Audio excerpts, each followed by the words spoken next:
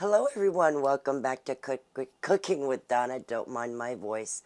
My allergies have kicked in full blast. Coughing, stuffing nose. But hey, we got to make Christmas treats. So today is a very, very easy one. 2-ingredient fudge. Now, I know a lot of us that are like, no, that's not fudge. That's not fudge. This is for the ones that are intimidated by trying to make the cooked fudge. Sometimes it don't set up for some people. You know, the cooked one, this one here is basically, it's a no-fail fudge. And a lot of people like it. But I just wanted to share with y'all, if you're scared to make the cooked fudge, this is perfect for you. And the kids love it. This is the 2 ingredients you will be needing. You put these together, put them in the microwave, and just melting it together. That's basically all you're doing. And it's so simple. And it's delicious. You know, it's not something we make all the time. You know, I always make my old-fashioned cooked fudge. But this is something simple that you want to hurry and get put together. It chills maybe in the fridge for an hour just until it sets up. Get you a it doesn't really matter what kind of pan you use. It just depends on how thick do you want your fudge. The smaller the pan, the thicker the fudge. The bigger the pan, the thinner the fudge.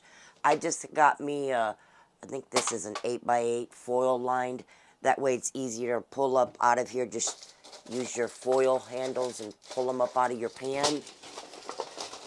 So that's what I'm using. This is going to get all put together in the microwave. Here's my peanut butter. Don't use the all-natural. It's got too much oils in it. Just the regular peanut butter. You can use one with the peanuts in it or creamy. So I'm going to go 30 seconds with this. Then I'll get it stirred up. And then I'll go probably another 20 to 30 seconds and stir it up. Just until it's all melted down and smooth. So that's what I'm going to do. Okay, got that melted all together. You can see there.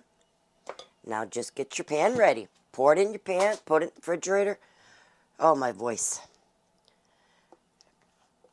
That's why I'm a little late coming on, y'all. I couldn't get my voice back. And then I was outside screaming at my dogs. Not listening. Running towards my driveway. I was scared. So it's like the coughing and the dogs. And it's like, oh my goodness, I'm losing my voice. So if you're wondering why I'm late, that's why. Okay, but I made it. So I'm going to get this poured in here. I don't butter my foil because this has got a lot of oils in it already. It doesn't stick, but if you're scared it's going to stick to yours, go ahead and oil it. But I'm going to get this scraped all out of here. Get this bowl turned around here. So I said here, and I wait, y'all, to see what y'all are having. I still want to know what treats you're making.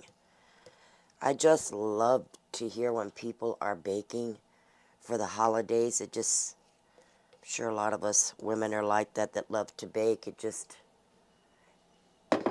love to hear what everybody else is doing. And just spread this out. Now, like I said, all of us fudge lovers that love cooked fudge, you'd be like, that's not fudge. Well, it's called fudge. It's just 2 ingredients. Peanut butter, chocolate. That's it. It's going to go in the fridge probably. Usually takes probably a little over an hour, maybe a little less. Depends on your refrigerator. And we'll get it cut up into little bite-sized pieces. All right. Now, I did forget before that sits, I want to put a little bit of Christmas jimmies on it. You don't have to. This just kind of shows that it's some Christmas fudge. Now, you can put some nuts in here. Sometimes I'll do a few walnuts. Or if you're going to do the crunchy peanut butter. I tell you, when this weather in Texas changes, I always feel it. My goodness. But hey, it's cold here. I've been waiting for it. Put many as you want on there. It sure does look pretty with that chocolate. In the fridge it goes. Okay, here is the finished fudge. Now, if you want, you can stick yours in the freezer for an hour and a half, 2 hours. Get it nice and firm. But I just let mine hang out in the fridge for a few hours. And I'm back. So we're just going to pull that up out of there. And we'll pull that back. Now, I just store mine. Now, you can keep it on the countertop after you slice it, as long as it's not real hot in your house. But I like to just put mine in a lined, for Christmas, those cookie tins we all have on hand with the lid. And I'll leave mine out on the counter. And we'll just cut it up. Don't that look good? And you don't need big pieces.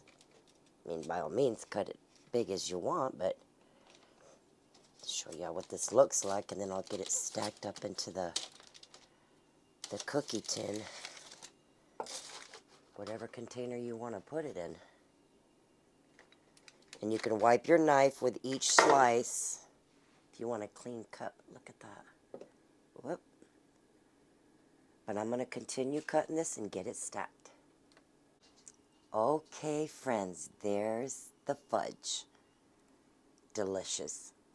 I was sitting here picking at it. I tried to put it in the tin, but I'm like, don't put it in the tin yet, because then y'all wouldn't be able to see it. But I like mine refrigerated, because it stays more firm that way when you're getting ready to eat it. Set it out maybe 20 minutes or so. But looky there. It's delicious, and it's so simple. It's a really creamy fudge, and it's not overly sweet because of the peanut butter that's in it. Kind of tames that frosting. But it's just a simple idea if you want some fudge. Easy. You don't got to cook it. 2 ingredients. Come on.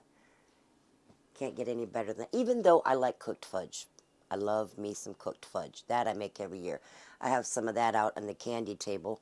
Some cooked fudge. But there it is. Y'all, give that a try. Until next time, you guys stay blessed. And if you're new, please like, subscribe, and share. It helps my channel. But you guys love one another. Take care, eat well, and we will see y'all later. Make you some fudge. Nice and creamy. Bye-bye.